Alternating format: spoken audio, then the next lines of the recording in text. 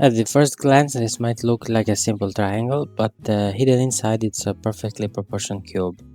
Today, I'm showing you exactly how I created this optical illusion using only a ruler, a pen and a pencil.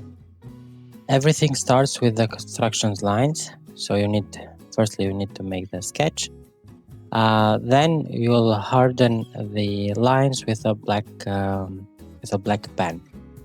The cube isn't placed randomly, but each side is carefully aligned with the geometry of an equilateral triangle, so the entire design stays balanced.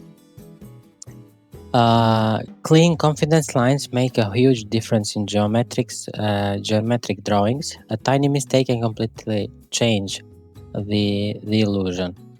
Adding the solid black faces, which we'll start later, as soon as we finish hardening the lines with the black pen, we'll start by hardening the black parts of the drawing, as I'm showing you at this very moment. This creates like a contrast between the white part and the black part, so the cube actually looks like it's in 3D and it's placed inside a triangle.